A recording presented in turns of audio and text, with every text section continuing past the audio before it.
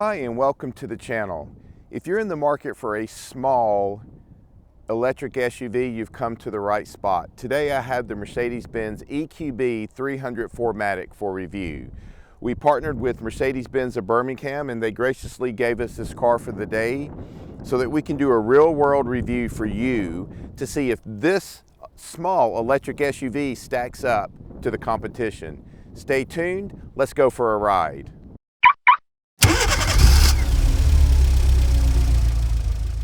Walking around the outside of the EQB, you will notice a tall roofline. Some might or might not like this design. I happen to love it. The taller roofline will allow for more headroom and cargo space in the car. The lines of the EQB looks great, and I feel the blue accents on the wheels help to give it a little character. Coming around to the back of the EQB, you will notice a light bar that connects the brake lights and the chrome accents at the bottom of the bumper. Now, making our way around to the passenger side, you will see the charging port at the back and again the blue accents on the wheels. I love the chrome trim around the windows and the bottom of the doors as well. Rounding to the front of the EQB, you will see the front light bar between the headlights as well as the blue accents in the headlights itself. Let's talk EQB specs. The range of the EQB is around 248 miles, and this spec has the 4MATIC all-wheel drive system with 225 horsepower and 288 pound-feet of torque. The battery capacity is 70.7 kilowatt hour. The charging systems aren't too bad. There is a 9.7 kilowatt AC charging system for charging at home, and a 100 kilowatt DC fast charging system to use while traveling, allowing you to charge from 10 to 80% in just 32 minutes. Stepping inside the Mercedes-Benz EQB, let's talk dimensions first. So headroom wise, we have 40.7 inches. We have leg room at 41.1 inches, and your shoulder room is at 55.9 inches. But as you can see here on the dash, we have soft touch materials for the dash pad itself, which kind of flow over into the side panels here for the doors, which has got a lovely soft touch leather material with stitching. Here we have for the driver's side and the passenger side heated and cooled seats in this version of the EQB. Soft touch materials. We have aluminum type materials here. You have your window switches and to adjust your mirrors on the passenger and driver's side. One thing that I really like about Mercedes, and I think they've done a good job, are definitely the vents. I just think these vents look so cool. I know it's just a small thing, right? But it's the small touches, I think, that really make the car, in my opinion. So here on the steering wheel, of course, you have all your normal controls that you would have just about in any car. You're going to have your volume buttons and your talk and hang up buttons and all that stuff for the phone. You're going to have your windshield washers and your wipers. Stalk is over here to the left, and then the stalk to put in and drive and reverse is to the right, as every Mercedes is. And then you've got which is really cool, you've got your paddle shifters here, but they're not to shift. They're there for regen itself. Here you've got your MBUX system. So on one side of the screen is the driver's side, so you're going to have your settings and the viewing of different instruments, cluster styles, I guess. And then here you're going to have your touch screen for the entertainment of the MBUX side, as well as navigation, so on and so forth. Again, here we're rolling through with 3 vents, and you've got all your climate control, which these are buttons. I know, like my wife, she loves buttons in cars, so this is one thing that would definitely check the boxes for her. Center console, you have an open cubby here. There's no door to close to hide anything, so just be aware of that. Then you have your cup holders, a place to plug your phone. You have power outlet here, and then here you have a place to rest right here. It doesn't move, it's just a place to rest your palm, and then here you can use the haptic feedback touch to move around on the MBUX system, you know, kind of press to go home, so on and so forth. And then you have your parking cameras and a button here that you can kind of program to what you want, your nav, your radio, your telephone, volume up and down, and then changing it into different dynamic settings for the car. And then here we have the in the center console, we have a little place to store stuff, and it's pretty deep. It's not real deep, and it's hard to see, but you know, it's definitely there. And you've got a USB connector or port here, and then of course the glove box. The glove box is definitely a good size. And then you have, of course, the signature ambient lighting that all Mercedes are pretty much these days known for, and they kind of carry on throughout the car, and we'll look at that in the back as well.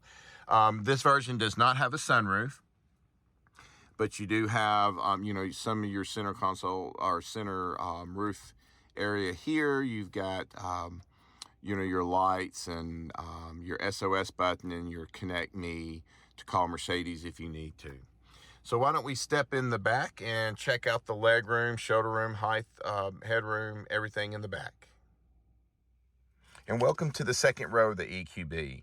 Now headroom is a little bit smaller. It's at 39.3 inches.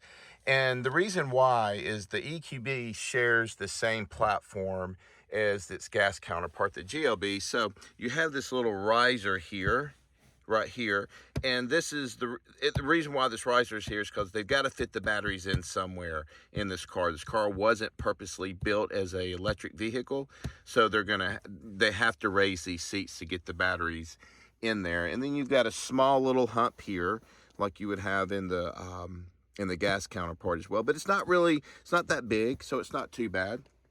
I guess we'll stay here in center console. You've got two vents. You got a little cubby space here, and then you have two USB-Cs and a 115 volt outlet, which is good for smaller kids that may have a Nintendo game console or something like that they need to plug in. Back of the seats, you have some hard material, but of course, you know, the seats are made of leather and perforated in the front. They're not perforated in the back. You get cooled seats in the front, of course, but not in the back, nor heated seats come in this car in the back as well. Your mat pocket here is a good place to store iPads or whatever you might have. Leg room itself in the back is 38.1 inches. So I'm comfortable back here, and I think two average size adults would be comfortable. I think three would be a little tight, or I think you'd be all right with three smaller kids would be okay. And of course your shoulder room is 54.9 inches. Your doors have got soft materials. You got stitching just like the front of the car, some harder metal material. You've got your buttons for your windows, your door locks, and there is a little ambient lighting on down here on the doors itself. And then you've got a space here for like a you know, a water bottle or what have you. Now on the EQS, either the SUV or the sedan, you have a place where you can push a button in the back seats, fold down so you have more cargo space. That's not the case here. You have a little handle here, and we'll pull it, and then the seat comes down. It'll be the same over here as well. And you know, just know that you're going to have to come into the car to do that, unfortunately. In this model, I'm not sure if some of the higher end trims give you those buttons, or at least a release. I'm not quite sure. And then before we go in the cargo space, here's your armrest here, and then of course two cup holders.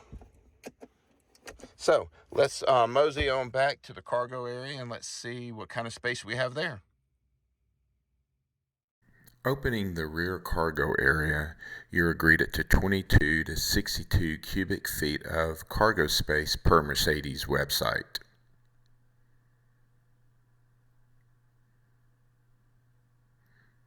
And there's really no storage space under the floor of the EQB itself. On both sides of the cargo area, you have these nets to keep a few smaller items from rolling around, and the cargo cover can keep things out of sight and secure.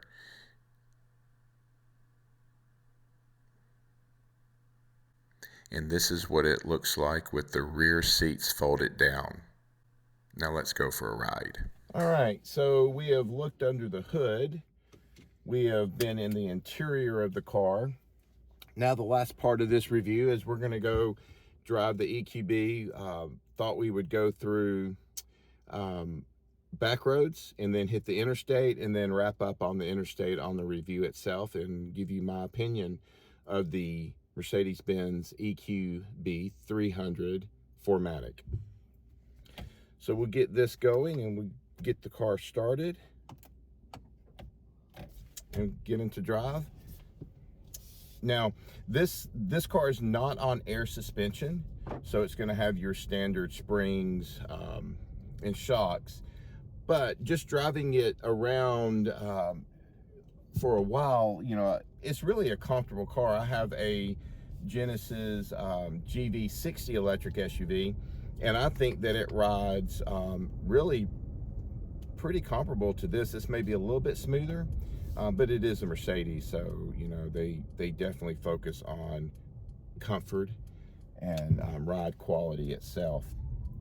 So we'll get out of this parking lot here and take the car down some back roads and then jump on the interstate, and I'll adjust this out a little bit. So yeah, so not like the EQS, I guess. You know, you're going to feel a little bit more bumps in this car. But again, this car does not have air suspension, but still a very, very smooth ride. And then of course this back road, we have some bumps and stuff we'll be able to see and go from there. Power wise, this is 4MATIC, so it is dual motors, all-wheel drive. And you know, it's got plenty of power. You know, you're not gonna win drag races in this car, but this car isn't intended to win drag races, right? So I think you've got a very powerful car that will get you, you know, where you can overtake other vehicles on the interstate. Plenty of power to you know, to drive the back roads and get up to speed or whatever the case may be. I don't think you'll have a problem at all. We'll just readjust that.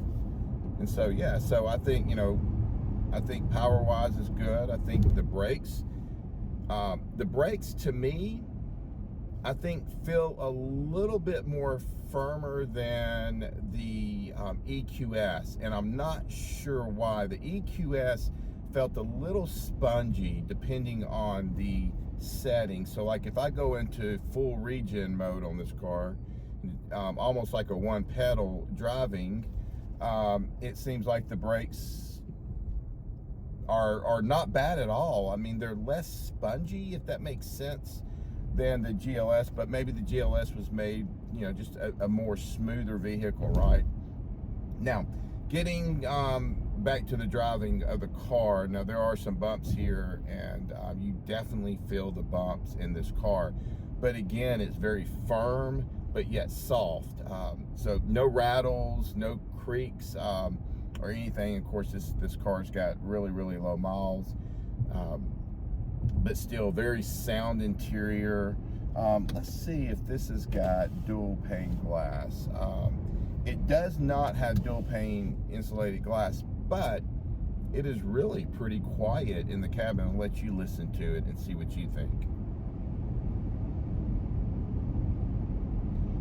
Handling wise, I think this car handles really well. I mean, it's very nimble. You point the steering wheel in the direction that you want to go and it just goes there. There's not a lot of body roll in this car at all. So I think from a driving standpoint, yeah, you're going to give up a little bit of comfort in with springs instead of air shocks, but again, you know, the EQE lineup and up, I'm sure we'll have the air shocks. I know the GL or the EQS lineup definitely has them. The seats are firm. They keep you in around corners. Very, very comfortable. They remind me a lot of my GV60 seats. Almost the same color, and just being able to keep you in the seat as you're going around curves and things like that. So you know, you've got power assist steering, which is really good. This thing just glides around the corners. Power wise, coming out of the corners, it's got good power. Again, you're not going to win a drag race in this car, but this car, to me, the power is very adequate for somebody that is just hauling around kids or items from the grocery store or whatever. I think this car has got plenty of power. All the controls are right here at your fingertips. You're not reaching way out for things. Even for the touch screen, you can get straight to it without extending your arms too far, or you can use the trackpad, which is haptic feedback as well. You can use that to change to different settings, radio stations, navigation, whatever. The talk button works great. Every time I've used it, it seems to get me to the right place that I'm going, or turn the air conditioner up or down, or whatever the case may be. So of course, Mercedes been with the MBUX platform for a while, and they just every version of it is just getting better and better.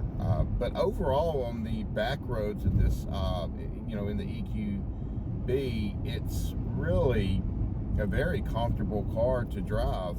We're coming up here on the interstate, so this will be good to, you know, get it up to speed and you know, just listen to see if we got a lot of wind noise, and then just kind of check the power out as well. And we'll just kind of get on here to the on-ramp, and again, the turn in, this car is not leaning a lot. Step down on the throttle, I think it's got, again, plenty of power to get up to speed hitting the interstate itself. I will say there is a little wind noise when you're up around the 70 mile an hour speed, which is the speed limit here on Highway 459 or Interstate 459 here in Birmingham. But it's not too bad. Let me get around this car and I'll let you listen to it. We'll get back up to speed. Let's see. All right, so here we're sitting around 75. Let you listen to it.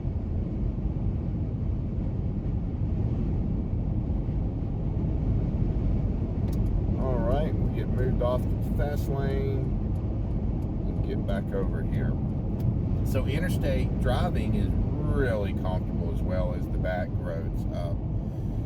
You know, the car is just, you know, it's centered in the lane. Lane keep assist is working really well. I've got it on cruise control, and the radar guided cruise control is doing its job. Now we are, you know, we may hear a little bit more wind noise today. We do have a very windy day here in Birmingham, Alabama, for some reason. But still, it's not too bad. It's probably a little bit more than I would want, but it's not bad at all. And it's definitely, you can have conversations in the car, of course. Again, Mercedes is just nailing this EQ lineup. They have, looks like they're all in on this electrification, and I think it shows. So we've looked at the EQS SUV and now the EQB.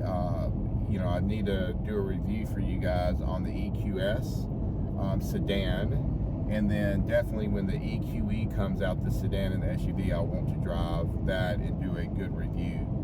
But this EQB, I think if you're in the market for a smaller SUV, I think that this has definitely got to be on your list. It starts out around $54,500 for the for the EQB 300 4MATIC version of the car. And then, of course, you know, depending on your options, you can option it up, especially with you know, this one's got dual motors, but if you had one without dual motors, it'd be a little bit less. If they make one, I'm not quite sure. I need to look that up. But there you have it. To me, I really like this EQB 300. I think it's a good size vehicle for a smaller SUV. The boxy look of it definitely helps out on the headroom. Your shoulder room and leg room, I think, is really good. You know, I don't have that many complaints. I think that maybe dual insulated glass would have been nice in the car. But again, you got to start somewhere in price and kind of work your way up the line with Mercedes or any car manufacturer. The higher up you go in you know, luxury in their brand, then the more amenities you get, and that probably comes with the dual insulated glass and so on and so forth. So for me, would I drive this on a daily basis? I think if I wanted a small SUV, I definitely would. I think this would be on my list to look at and really take a strong look at. So I want to thank you again for coming along on a ride with me and reviewing the EQB. I want to thank again Mercedes-Benz of Birmingham for allowing us to take the car for the day and drive it around. And until the next video, have a great day.